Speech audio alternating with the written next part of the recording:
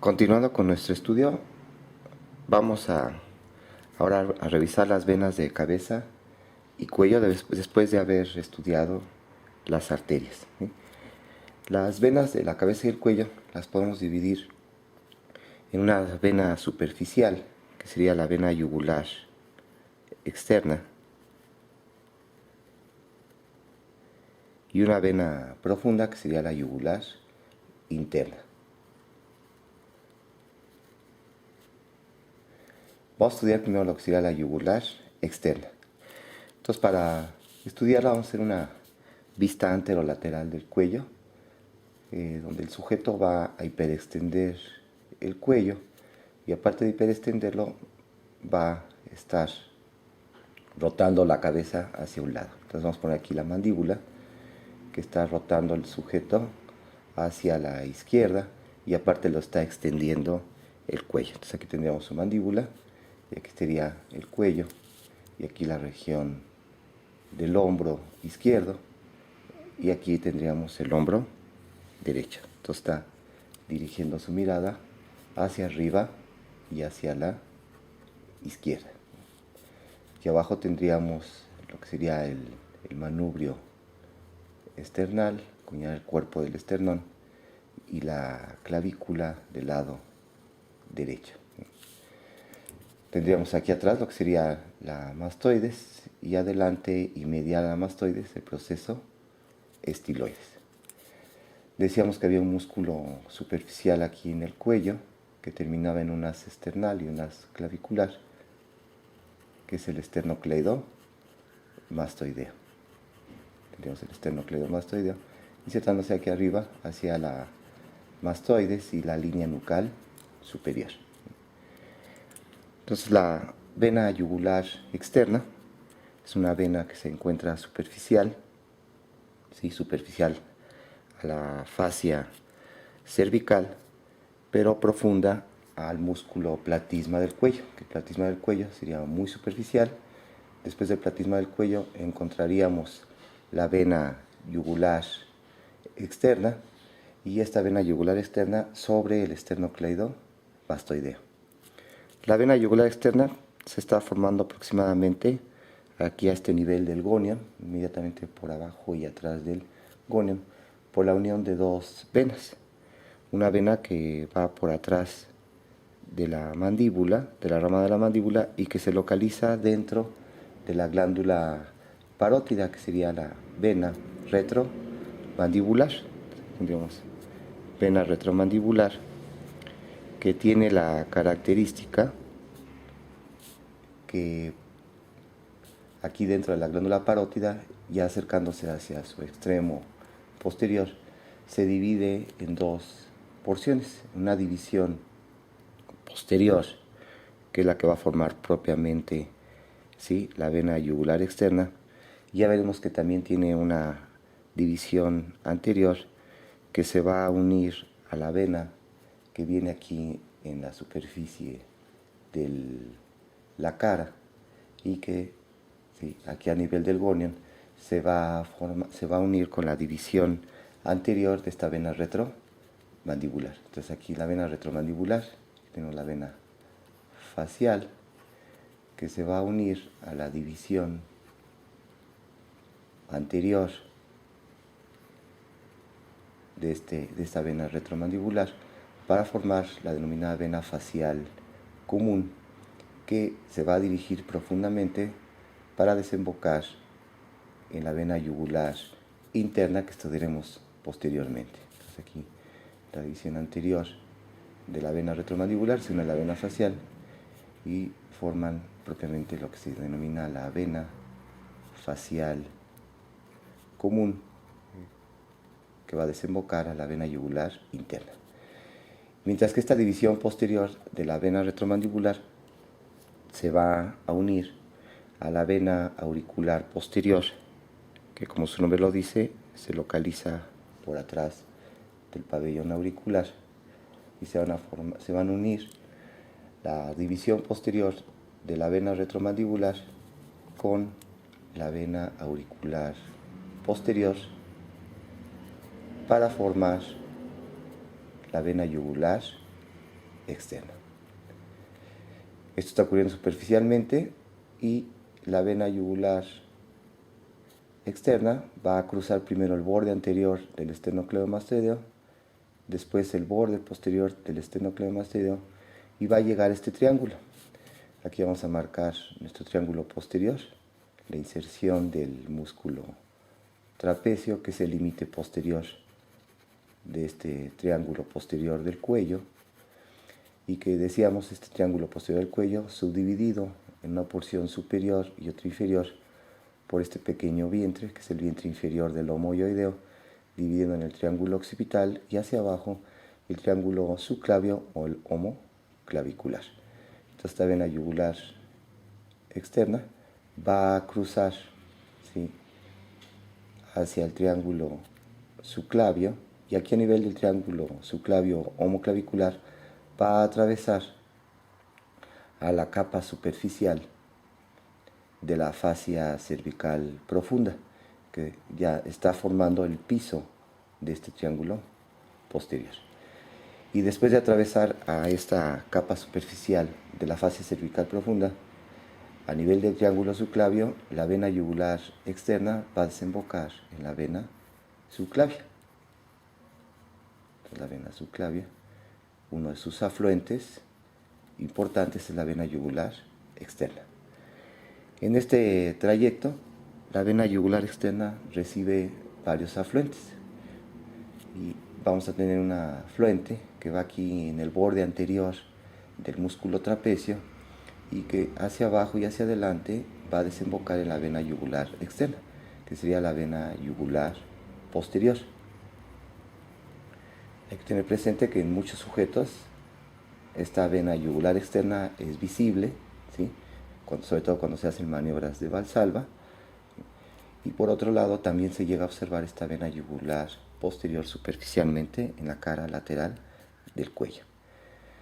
Otros afluentes de esta vena yugular externa va a ser la vena yugular anterior. La vena yugular anterior la habíamos mencionado que se forma aquí a nivel del triángulo submentoniano, y estas dos venas yugulares anteriores descienden a los lados de la línea media para dirigirse hacia el triángulo muscular, tanto del lado derecho como del lado izquierdo. Y arriba de la escotadura yugular del manubrio esternal, estas yugulares anteriores se dirigen lateralmente, ¿no?, y se unen entre ellas para formar el arco de las venas yugulares anteriores. Estas venas también llegan a observarse, sobre todo en la gente de piel muy blanca, se llegan a observar estas dos venitas. Después de unirse por este arco de las yugulares anteriores, las venas yugulares anteriores se dirigen hacia afuera y van a atravesar también a la fascia, más bien a la capa superficial de la fascia cervical profunda. En este momento la van a atravesar para pasar por atrás del esternocleidomastoideo y desembocar en la vena yugular externa a nivel del triángulo subclavio, ¿sí? En ocasiones pueden llegar a desembocar directamente en la vena subclavia. Lo común es que desemboquen en la vena yugular externa.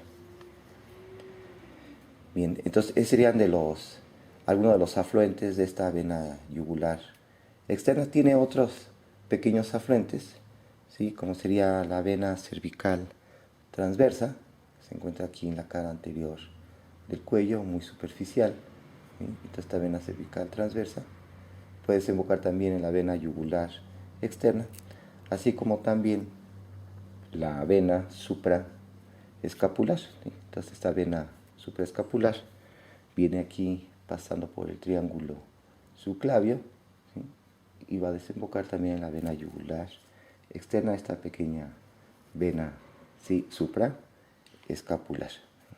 Bien, entonces tendríamos aquí la vena supraescapular, supraescapular. Entonces, esos son los principales afluentes de esta vena yugular externa, que veremos que va acompañada por lo que serían los ramos ¿sí? Más bien los linfonódulos o los nódulos linfáticos cervicales profundos, superficiales, ¿sí? Nódulos cervicales superficiales van a estar acompañando a esta vena yugular externa que estudiamos posteriormente en el drenaje linfático de la cabeza y el cuello.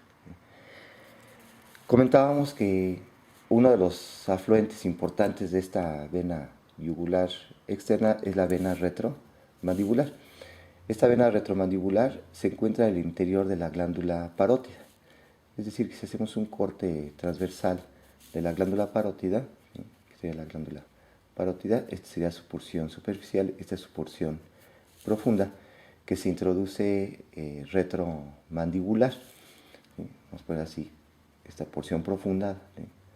Aquí tendríamos lo que sería la mandíbula, y acá atrás pondríamos el proceso mastoideo, donde llega a insertarse el músculo esternocleidomastoideo. Entonces, esta glándula parótida, que tiene su cara superficial y su cara profunda dividida en anterior y posterior, y que sabemos que tiene una pequeña prolongación que se va sobre el músculo macetero, que se encuentra superficialmente a la rama de la mandíbula, se encuentra atravesada por varias estructuras importantes. Decíamos que va a ser atravesada por la vena retromandibular. Profundamente a esta va pasando, después de salir entre el proceso estiloides, ¿sí? Y la mastoides, va a pasar el nervio facial, que va atravesando a la glándula parótida y de hecho forma un plexo dentro de la vena de la parótida, el nervio facial. Y más profundamente aquí tendríamos lo que sería a la carótida externa, que está atravesando profundamente a la glándula parótida. Entonces son los tres elementos que van a estar atravesando a la glándula parótida: vena retromandibular, el nervio facial y la carótida externa, de superficial a profunda.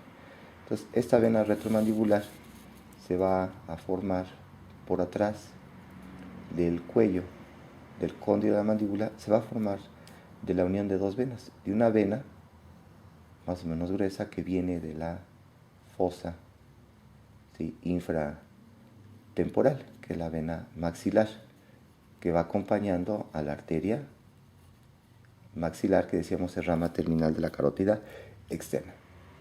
Y el otro afluente de esta vena retromandibular va a ser la vena facial superficial, que va acompañando a la arteria, ¿sí?, facial, temporal superficial. Entonces aquí está la vena temporal superficial pasando por delante del conducto auditivo externo y sobre, ¿sí?, el arco cigomático. Tendríamos aquí la maxila, aquí la órbita, entonces va a estar pasando ahí. Muy bien. Entonces vamos a observar que de la unión de la vena temporal superficial con la vena maxilar se va a formar la vena retromandibular. Esta vena maxilar, que va a estar recibiendo afluentes de la sangre que mandó la arteria maxilar, tiene la característica que forma aquí un plexo, que es el plexo pterigoideo. Entonces el plexo pterigoideo va a localizarse en la fosa infratemporal y va a desembocar a la vena maxilar. Este plexo pterigoideo tiene importancia porque va a comunicar la circulación extracraneal, aquí la fosa infratemporal, con la circulación intracraneal hacia un seno que está a los lados de la silla turca, que es el seno cavernoso. Entonces aquí vamos a aprovechar para estudiar las anastomosis entre circulación extracraneal y circulación intracraneal, que va sobre todo al seno cavernoso, que se encuentra a los lados de la silla turca y de la glándula hipófisis. Entonces vamos a ver que la vena facial, esta vena facial aquí en el ángulo interno de la órbita, se forma de la unión de dos venas, que son la vena supratroclear y la vena supraorbitaria. Esta vena facial se forma por la unión de la vena supratroclear, que es medial, y la vena supraorbitaria, que es lateral. De la unión de estas dos venas se forma una pequeña vena, que es la vena angular, que está ahí en el ángulo interno de los párpados. Y esta vena angular va a formar propiamente a la vena facial, que va aquí en la superficie de la cara, ¿sí?, posterior a la arteria facial, y es menos tortuosa que la arteria, esta vena facial. En este punto existe una comunicación importante entre circulación extracraneal e intracraneal. A través de la vena angular, ¿sí?, esta vena angular se va a unir, ¿sí?, con la vena oftálmica, sobre todo la vena oftálmica superior. Por aquí vendría la vena oftálmica inferior. Y estas venas oftálmicas van a atravesar la fisura orbitaria superior para desembocar al seno cavernoso. Entonces vemos que aquí hay un área peligrosa de la cara, que sería por arriba del labio superior y hacia arriba la región entre la nariz y este labio superior. Aquí tenemos el mentón y aquí el dorso de la nariz, ¿sí? Y entonces vamos a observar que esta es una zona peligrosa, este triángulo, ¿sí?, en donde una infección de la cara se puede, ¿sí?, ir a través de la vena facial y de la vena facial a la vena angular a las venas oftálmicas y esta al seno cavernoso, y provocar una trombosis del seno cavernoso, que es una situación muy peligrosa. Entonces, un proceso infeccioso en esta zona de la cara, entre el labio superior y la nariz, la base de la nariz, ¿sí?, puede provocar la trombosis del seno cavernoso. Es una de las comunicaciones extracraneales con estructuras intracraneales. Otra comunicación la vamos a estar observando a través de la vena facial profunda. Esta vena facial profunda, que por un lado se va a desembocar a la vena facial y por otro lado se va a comunicar con el plexo pterigoideo, y el plexo pterigoideo, ¿sí?, comentábamos que desemboca también hacia el seno cavernoso. Entonces sería otra vía de comunicación entre circulación extracraneal e intracraneal, y sería a través de la vena facial profunda, que está comunicando la vena facial, podemos decir la vena facial superficial, con el plexo pterigoideo, que se encuentra en la fosa infratemporal, y este a su vez se comunica con el seno cavernoso, este plexo pterigoideo.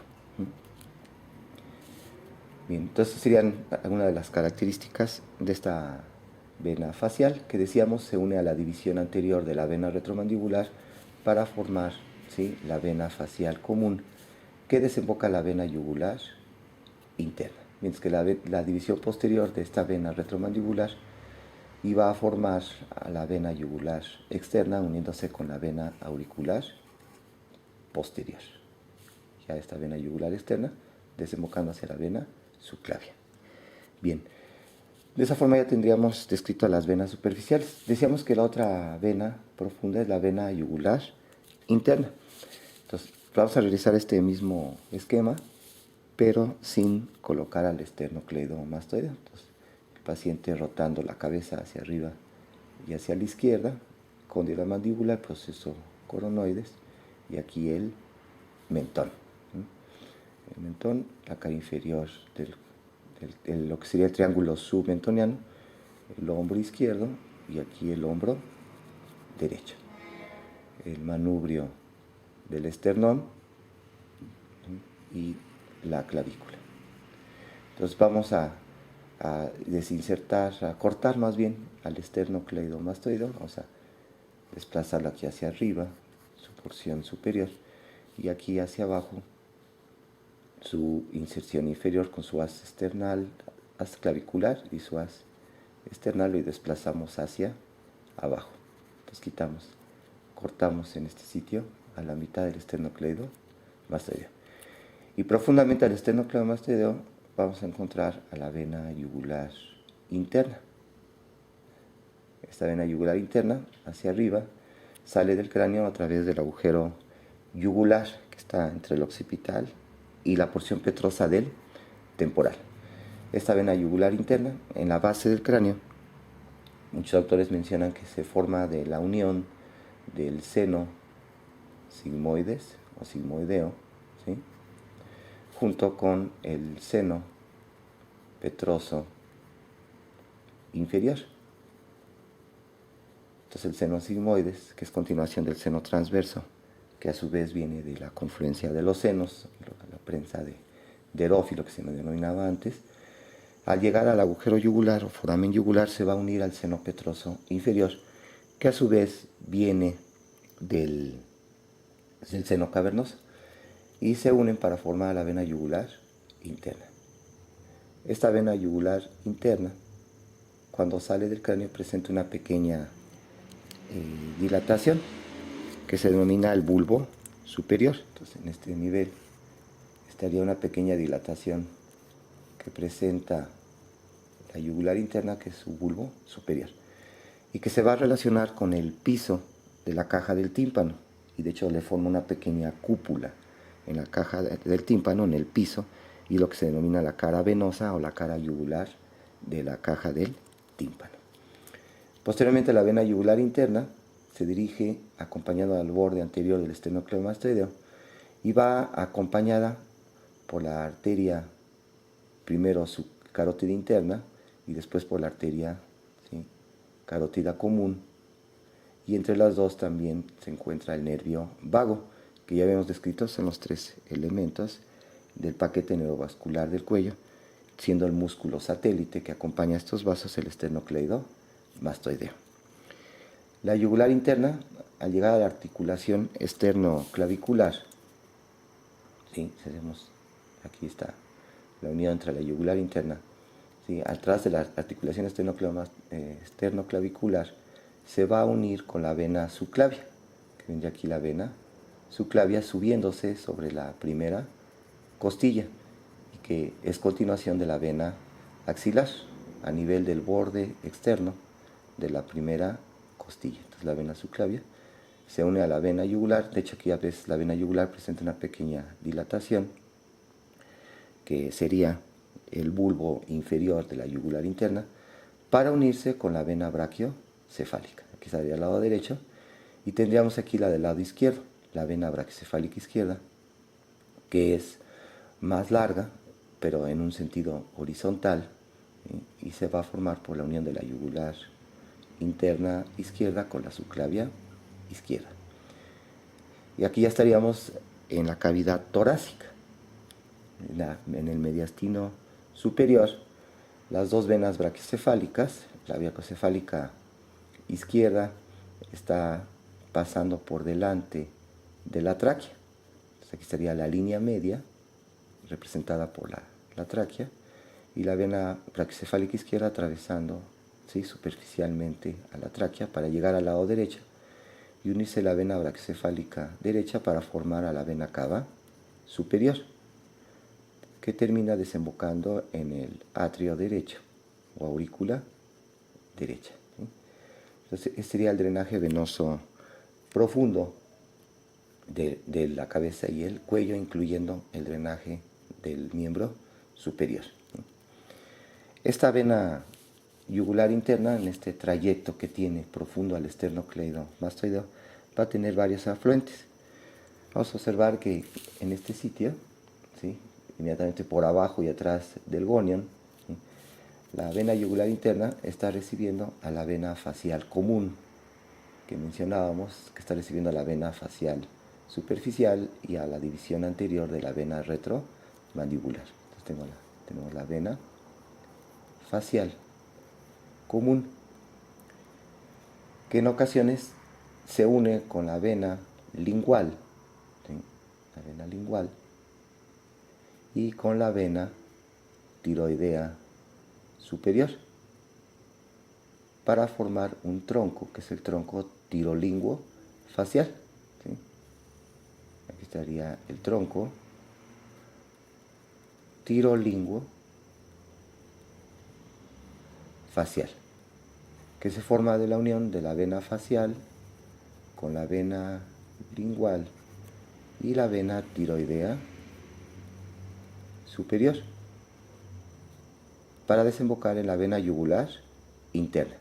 En ocasiones están separadas tanto la vena lingual, la vena facial y la vena tiroidea superior, y en forma independiente desembocan en la vena yugular interna y no se forma el tronco tirolinguo facial.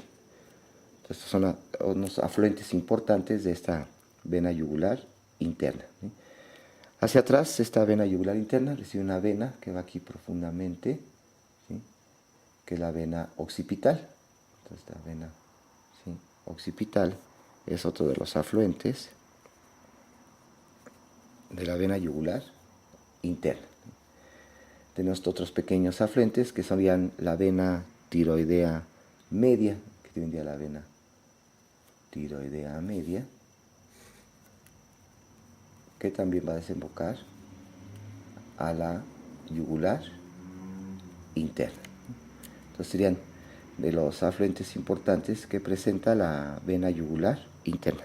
Tiene otro pequeño afluente que viene profundamente y que recibe la sangre, parte de la sangre de la faringe. Sería la vena faringea. Vena faringea. Entonces, afluentes de la vena yugular interna: la vena facial, la vena lingual, la vena tiroidea superior, la vena faringea y la vena occipital, ¿sí? Y a esta vena yugular interna se une a la vena subclaviana para formar la vena, ¿sí?, brachiocefálica, ¿sí? Vamos a tener que el drenaje linfático de la glándula tiroides, aquí, ¿sí?, de la glándula tiroides, que está aquí adelante de la tráquea, ¿sí?, y que se extiende hacia arriba, hacia el cartílago tiroides, ¿sí? La vena tiroidea inferior, ¿sí?, va a desembocar hacia las venas brachiocefálicas. Generalmente desembocan en la vena brachiocefálica del lado izquierdo. Estas serían las venas tiroideas inferiores, porque la vena tiroidea media y la vena tiroidea superior desembocan directamente en la vena yugular interna. Entonces, de esa forma ya tenemos descrito el drenaje venoso del cuello, de la cabeza y el cuello.